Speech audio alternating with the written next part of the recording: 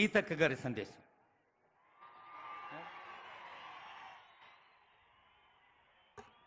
రైతు పండుగకు అశేషంగా తరలి వచ్చినటువంటి మా రైతన్నలకు, రైతు బిడ్డలకు, రైతు కుటుంబ సభ్యులకు పేరు పేరున హృదయపూర్వక నమస్కారాలు, పాదాభివందనాలు.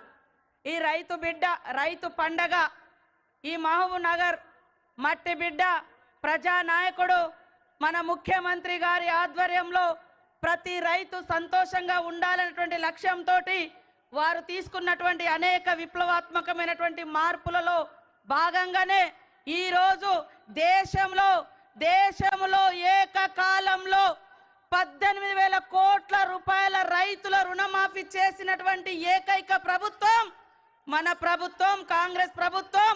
ఈ మట్టి బిడ్డ రాజ్యమేలుతున్నటువంటి ప్రభుత్వం అని ఈ సందర్భంగా తెలియజేస్తా ఉన్నాను. రైతన్నలందరూ ఒక్కసారి ఆలోచించండి. ఎప్పుడైతే రైతు రుణమాఫీ స్టార్ట్ చేసినామో మరి మూలకున్నటువంటి బీఆర్ఎస్ నాయకులు వచ్చి రైతులను రెచ్చగొట్టే పని చేసిర్రు. అయ్యా, నేను అడుగుతా ఉన్నా, 30,000 కోట్ల రుణాలు మాఫీ ఎందుకు చేయలేదని ఈరోజు బయటకు వచ్చి మాట్లాడుతున్నారే. మరి 10 సంవత్సరాలలో మీరెందుకు ఈ 30,000 కోట్ల భారం రైతుల మీద ఉంటే ఎందుకు మాఫీ చేయలేదని నేను అడుగుతా ఉన్నా. ఈ 30,000 కోట్ల భారం కాంగ్రెస్ ఇచ్చిన భారమా? ఈరోజు వచ్చి సంవత్సరం తిరగక ముందే మరి 18,000 కోట్ల రుణాలు మాఫీ చేసినాం. కానీ బీఆర్ఎస్ ప్రభుత్వ హయాంలో 2018 నుంచి 23 వరకు వాళ్ళు చేసింది 5 ఏళ్లలో కేవలం 11,000 కోట్ల రుణాలే. కానీ మన సీఎం, మన ప్రభుత్వం మరి 25 రోజులలో ఇప్పటికే చేయడం జరిగింది. కాబట్టి ఒక దిక్కు అప్పులు, ఒక దిక్కు సంక్షేమం.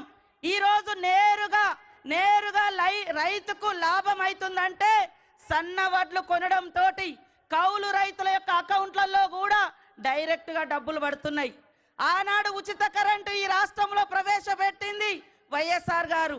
ఆనాడు సోనియమ్మ గారి ఆదేశం మేరకు ఏకకాలంలో దీర్ఘకాలిక రుణాలను మరి తాత్కాలిక రుణాలను కూడా మాఫీ చేసింది కూడా ఆనాడు కాంగ్రెసే.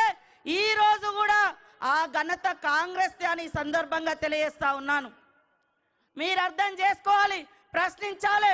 మీరు 10 ఏళ్లలో ఎందుకు ఏకకాలంలో 1 లక్ష కూడా రుణమాఫీ చేయలేదయ్యా? ఈరోజు దొంగ డ్రామాలు వేస్తున్నారు. ఈరోజు ప్రజాప్రభుత్వం చేసేటువంటి కార్యక్రమాలను ఎందుకు అడ్డుకుంటున్నారు అని ప్రశ్నించాల్సిన అవసరం ఉంది. ఊరంతా అప్పులు చేసిపోయినట్టుగా అన్ని శాఖలలో అప్పులే ఉన్నాయి. సర్పంచుల అప్పులు ఇవ్వలేదు, రైతుల మీద 30,000 కోట్ల రూపాయలు రుణభారం పెట్టిపోయిండు. అదే విధంగా ఉచిత విద్యుత్ ఇచ్చినా అని చెప్పిండు.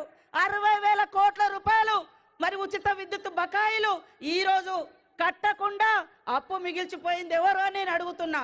కాబట్టి వాస్తవాలను, నిజాలను తెలుసుకోండి. ఈ ప్రజాప్రభుత్వాన్ని దీవించండి అని మీ అందరికీ కోరుకుంటూ, జై జవాన్, జై కిసాన్. ఆనరబుల్ ఎమ్మెల్సీ గౌరవనీయులు మహేష్ కుమార్ గౌడ్ గారు.